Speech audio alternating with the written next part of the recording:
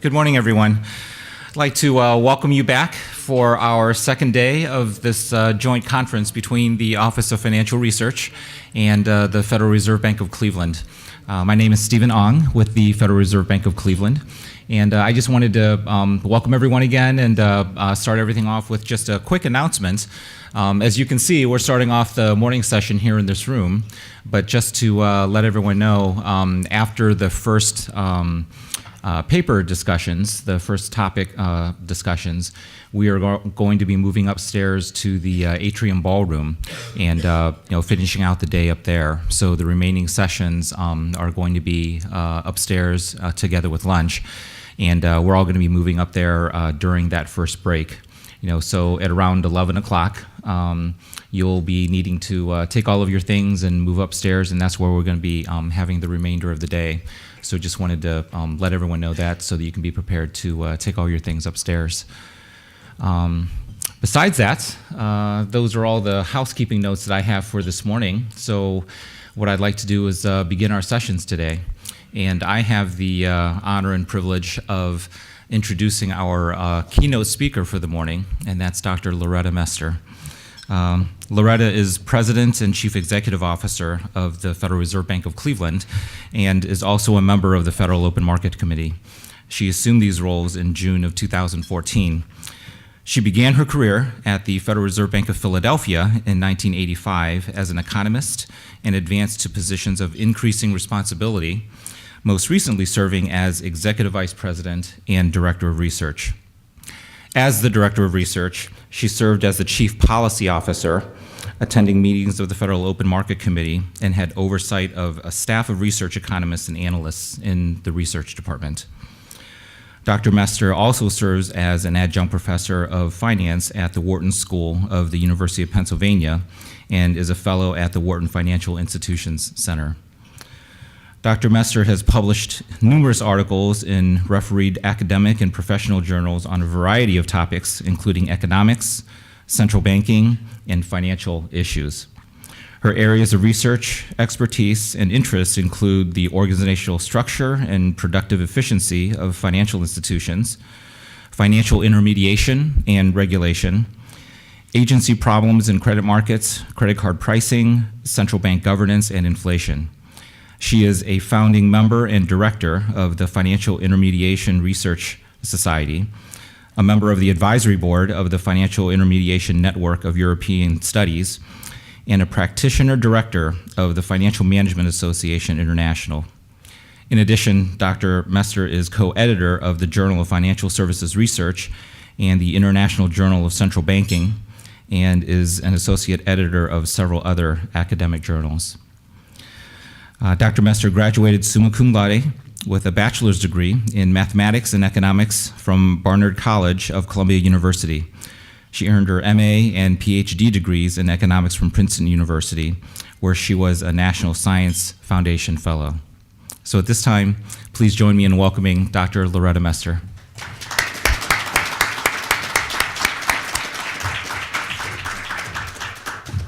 Good morning, everyone.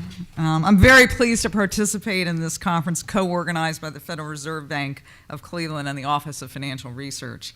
And I want to thank Stephen Ong and Joe Halbrook from the Cleveland Fed and Mark Flood and Greg Feldberg from the OFR for putting together such an interesting program.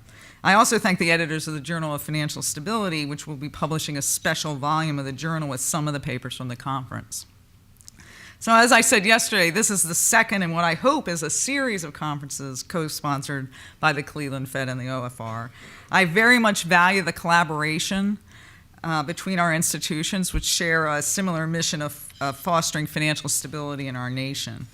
And I believe avenues such as this conference, which bring together researchers, financial sector supervisors, and policymakers from around the globe, provide important ways for us to share different perspectives on the complex subject of financial stability. This dialogue can lead to a better understanding of what we know and what we still need to learn, a crucial step on the road to more effective policymaking. This morning, I'd like to share my perspectives as a monetary policymaker on the important task of fostering financial stability in the post-crisis environment. It may seem strange that the nexus between monetary policy and financial stability is still an open question. The Federal Reserve itself was created 100 years ago after the financial panics that beset the country in the late 1800s and early 1900s. After the severe 1907 banking panic, the idea that a central bank might contribute to a more stable financial system gained traction, and the Federal Reserve Act was signed into law in 1913. Yet today, after the severe financial crisis of 2008, we are again rethinking the role of central banks in promoting financial stability. In my remarks today, I will highlight some of the changes in the approach to bank supervision we've undertaken since the financial crisis, and then discuss the relationship between monetary policy and financial stability in the post-crisis world. Of course, these will be my views and not necessarily those of the Federal Reserve System or my colleagues on the Federal Open Market Committee. Financial institutions are able to provide valuable credit, risk management, and liquidity services to businesses and households because they're designed to take risk and are highly leveraged compared with non-financial businesses. But this risk-taking and leverage raise the possibility of systemic problems that could threaten the functioning of the financial system, hurt economic activity, and impose significant economic costs. The pain inflicted by the 2008 financial crisis and deep recession that followed is still being felt by many in our economy. Financial sector supervisors and policymakers can learn many lessons from the crisis and its aftermath, and the country has taken a number of steps to help ensure we do not have a repeat occurrence. The Dodd-Frank, Wall Street Reform and Consumer Protection Act, signed into law in 2010, includes a number of provisions to strengthen the supervisory framework. And financial institution regulators themselves are changing the way they go about monitoring risk. Wanting to promote financial stability is not new. But in addition to microprudential supervision, which promotes the safety and soundness of individual institutions, there is now more recognition of the importance of identifying and monitoring emerging risks to the stability of the financial system as a whole, and taking appropriate steps to contain these systemic risks. In this macroprudential approach, examiners and supervisors are taking a more horizontal view in which a particular risk is evaluated across institutions rather than only at one institution at a time. Under the Dodd-Frank Act, the Federal Reserve and other financial regulatory agencies were directed to augment microprudential supervision of individual institutions with a macroprudential approach to supervision designed to address systemic risk. The Financial Stability Oversight Council, with representation from federal and state financial system regulators, was created to coordinate the government's efforts to identify and respond to systemic risks by establishing prudential standards for systemically important firms. The Office of Financial Research, also a product of Dodd-Frank, has the important task of improving the quality of financial data, which are a crucial ingredient for supporting policymakers' efforts to better understand the financial landscape and to spot systemic risk. The regulatory reforms aim to foster financial stability in two ways. First, by lowering the probability of a financial crisis, and second, by reducing the cost imposed on the rest of the economy when a shock hits the financial system. Falling mainly in the first category are the new higher standards for financial institution capital and leverage requirements, liquidity requirements, concentration limits, standards for corporate governance, including executive compensation, and the stress tests. Falling mainly in the second category are Dodd-Frank's requirement that a systemically important financial institution provide a resolution plan or living will detailing how it would wind down a firm should it fail, and the Act's Title II provisions establishing an orderly liquidation authority to resolve troubled non-bank financial companies.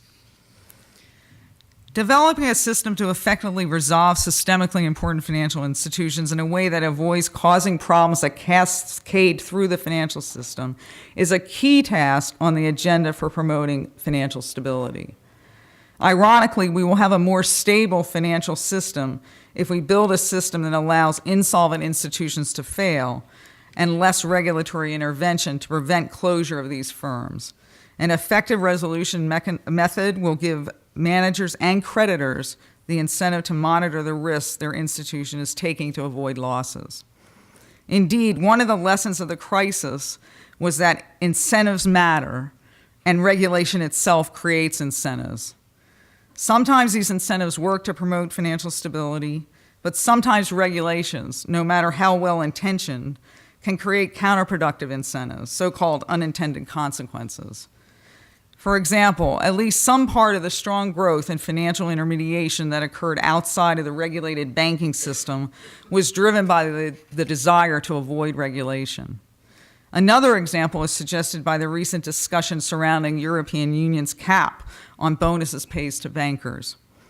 UK policymakers expressed concerns that the cap may not have the desired effect on limiting total compensation and thereby limiting risk-taking, but instead may result merely in a shift to other types of uncapped compensation, such as fixed salaries, or may spur banks to move their operations outside of the EU. One guiding principle we should follow in any regulation is to pay attention to the incentives created by the regulatory system we've put into place. Explicit and implicit rules and the ways they're implemented create incentives.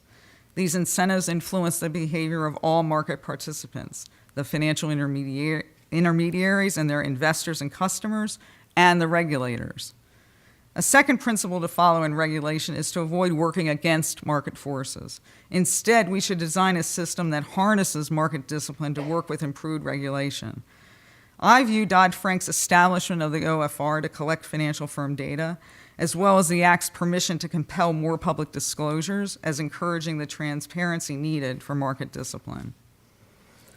Although there is still more work to be done, regulators are making progress in developing tools to implement the macroprudential approach to promoting financial stability. In general, the macroprudential tools can be classified into two categories: structural tools and cyclical tools. The structural tools aim to build the resiliency of the financial system throughout the business cycle.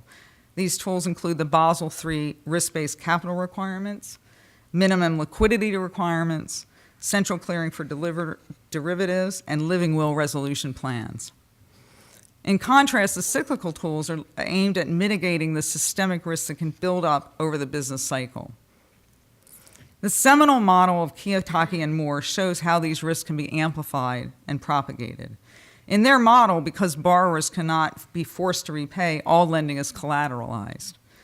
When the economy is performing well, the value of the collateral increases, which supports further borrowing and higher output. But when a negative shock hits the economy and output declines, collateral values also fall, which means borrowing falls, which depresses output even further. Thus, the collateral constraint is a mechanism that amplifies and propagates the effects of temporary shocks on the economy. Brunemeyer and Sanikoff build on the Kiyotaki and Moore model. In their model, an economic boom increases bank capital levels high enough so that credit is amply available to borrowers. This lowers the volatility of both output and asset prices. The lower volatility induces banks to increase their leverage and lend even more, so much so that the system is now vulnerable to a negative shock. These models illustrate that systemic risk is endogenous, determined by the choices of the model's decision makers, and that systemic risk varies across the cycle. Macroprudential tools aimed at addressing these emerging risks include the countercyclical capital buffer, the capital conservation buffer, and stress test scenarios. The countercyclical capital buffer allows regulators to increase risk-based capital requirements when credit growth is judged to be excessive and leading to rising systemic risk. The capital conservation buffer ensures that banks raise capital above regulatory minimums in good times, so that when they cover losses in bad times, their capital ratio will stay at or above the regulatory minimum. And the stress test can include scenarios that become more severe during strong economic expansions.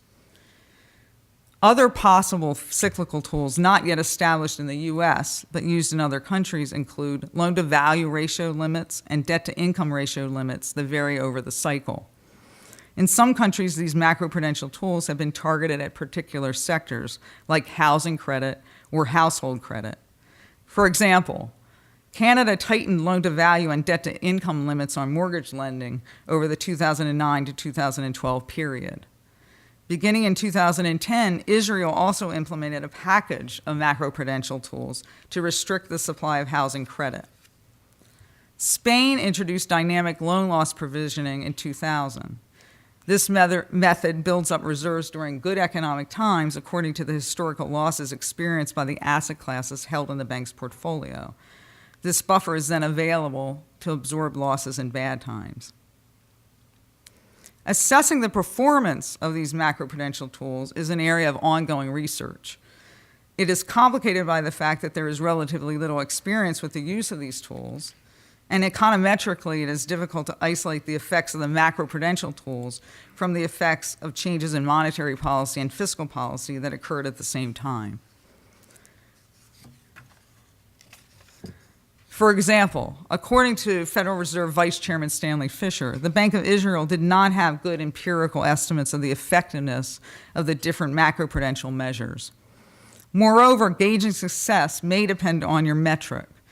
While the Spanish banking system had the highest ratio of loan loss reserves to non-performing assets in Western Europe in 2006, and so was in a better position to handle losses, the provisioning did not prevent a housing bubble in Spain.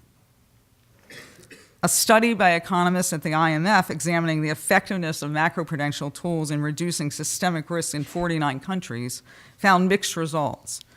The authors concluded that many of the most frequently used tools were effective in reducing procyclicality of credit and leverage, but the effectiveness depended on the type of shock hitting the financial sector. This study and others suggest that the macroprudential approach has promise, but that the jury is still out on just how effective the tools will be. To me, this underscores the importance of our continued vigilance in monitoring the buildup of risks in the financial system. Better monitoring of these risks will be aided by the data being collected by the OFR and the metrics being developed in the Federal Reserve System and elsewhere, such as the Cleveland Fed's Financial Stress Index, which summarizes movements in a number of financial variables associated with stress. It's important to remember, however, that many of these metrics quantify correlations in the data rather than telling us something about the structure of the underlying financial markets or what has caused the movement in the metric and whether it requires a policy response. For this, one needs structural general equilibrium economic models that seriously incorporate financial markets and the possibility of financial stress, borrower defaults, and financial institution failures. These models need to be fairly complex. Before the financial crisis, we may have convinced ourselves that we could rely on representative agent models linearized around a steady state with one interest rate. But the nature of the financial crisis pointed out the inadequacy of these models for understanding the impact of severe financial stress on the real economy. By their nature, financial crises involve nonlinearities, potentially multiple equilibria, and financial frictions that limit arbitrage. So our models need to include these features. Macroprudential tools focus on the allocation of credit in the economy and work through redistribution. To study the effects of such tools, our models need to include heterogeneous agents, entities with different rates of risk preference and time preference, and multiple interest rates. Of course, monetary policy also entails some redistributions of income and wealth, and understanding the dynamics of the effects of monetary policy also requires the use of more complex models. There's an ongoing research effort at central banks around the world in developing models that can be used to evaluate how policymakers should incorporate financial stability concerns into monetary policymaking, the subject to which I now turn. The severity of the financial crisis and ensuing recession renewed a discussion of how central banks should respond to developing systemic risk. During this episode, we saw that financial imbalances can build up even in a low inflation environment. While price stability may promote financial stability, it is not a sufficient condition. We also saw that when financial markets are not functioning well, the transmission of monetary policy to the economy can be disrupted, and this can undermine its effectiveness in achieving the goals of price stability and maximum employment. In addition, the FOMC has recognized that non-conventional monetary policy, including large-scale asset purchases and the extended period of essentially zero interest rates could pose potential risks to financial stability by affecting market functioning and spurring risk-taking in a search for yield. And the committee continues to monitor these potential risks. Thus, our recent experience has shined a bright light on the interactions between monetary policy and financial stability and has led to some reassessment of the proper relationship between the two. Before the crisis, the conventional approach generally taken by the Fed was to use monetary policy to respond to asset price movements, whether driven by fundamentals or not, only to the extent that those movements contained information about inflation and output growth. Monetary policy would not try to limit the size of imbalances as they developed, but would opt to mop up the consequences of a correction after the fact. But others argued for a more activist approach, with monetary policy being used to stem developing imbalances before they caused harm to the real economy. BIS and OECD economist William White characterized these approaches as clean or lean. That is, should monetary policy clean up the mess after a bubble bursts, or should it lean against a bubble that appears to be forming? Former Federal Reserve Governor Randy Kroesner used another colorful metaphor. Should monetary policy act as a fire extinguisher or a smoke detector? In my view, the divisions between these two views are sometimes overstated. Both sides recognize that central banks have a responsibility to promote financial stability, acting as a lender of last resort to solvent financial institutions with good collateral. Both sides agree that monetary policy should take financial conditions into account as part of the economic environment, and that asset prices play an important role in the monetary policy transmission mechanism, potentially affecting both aggregate demand and inflation, but that monetary policy should not target asset prices. Neither side argues that monetary policy should respond to small misalignments of financial conditions and economic fundamentals, but both would support a monetary policy response to the extent that imbalances in credit and financial markets pose risk to price stability over the medium and longer run. Looked at in this way, the differences between the two viewpoints are perhaps more a matter of degree and nuance. Rather than frame the discussion in terms of whether or not central banks should attempt to pop an asset price or credit bubble, I would prefer that we frame the discussion in terms of the risk to macroeconomic and financial system stability. Financial crises can arise from high levels of optimism about the economy, which can lead to a rapid expansion in credit, which feeds into higher asset prices and a lower cost of capital, which then leads to further credit and economic expansion. Eventually, if the expectations turn out to be overly optimistic, investments won't pay off, confidence will collapse, credit supply will fall, and there can be a rapid decline in prices and a pullback in credit. This need not be a bubble. The optimistic expectations formulated may have been based on the information available at the time.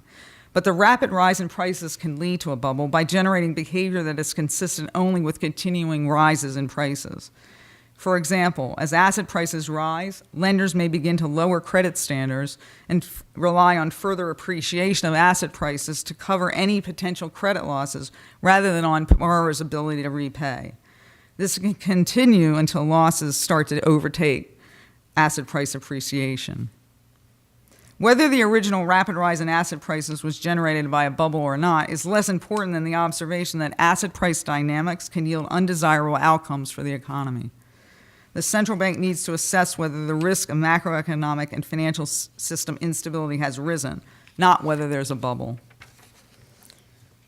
In deciding whether or not to intervene by taking an action against a growing imbalance, policymakers need to balance the expected improvement in future economic conditions against the potential cost of unduly limiting credit expansion.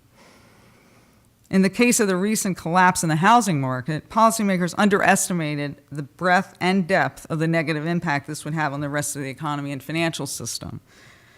To the extent that we misjudge the impact, there's a larger potential gain to more carefully monitoring financial market conditions, implementing structural macroprudential tools aimed at lowering systemic risk, and being open to taking offsetting action should imbalances develop.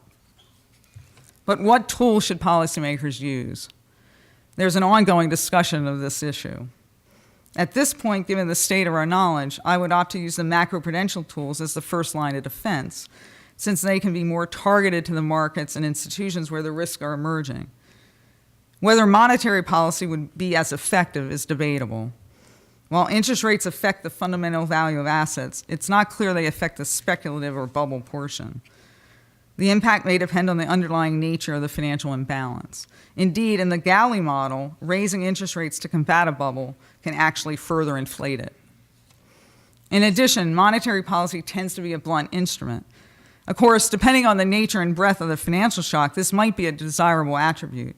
As former Federal Reserve Governor Jeremy Saenz said, one benefit of using monetary policy is that it, quote, gets in all the cracks, end quote, meaning that a change in asset prices would affect all financial institutions and markets, whether regulated or not. In a situation in which the macroprudential tools proved to be inadequate and risks to financial stability continued to grow, monetary policy should be on the table as a possible defense. I note, however, that in this case, the blurring between financial stability goals and monetary policy goals would be high. If we assess the risk of financial stability to be sufficiently great, achieving our dual mandate goals would be in jeopardy as well. This is an illustration that in most cases, the goals of price stability, maximum employment, and financial stability are complementary. In summary, well-functioning financial markets and institutions are valuable assets to our economy. The painful experience of the global financial crisis and the ensuing severe recession underscores the importance of doing all we can to keep the financial system healthy. Policymakers and regulators are expanding their data collection efforts and developing metrics to better monitor financial market conditions and to assess emerging financial market stress and systemic risk. We're augmenting microprudential supervision with new macroprudential tools aimed at making the financial system more resilient. And we're developing the types of macroeconomic models that will allow us to evaluate different policies to promote financial stability. Progress is being made, but there's more work to do. Efforts like this conference, which bring together the best and the brightest in the field to share their expertise, play an essential role in furthering this agenda. I urge you all to continue your important work on this front so that we can improve our policymaking to promote economic and financial stability. Thank you.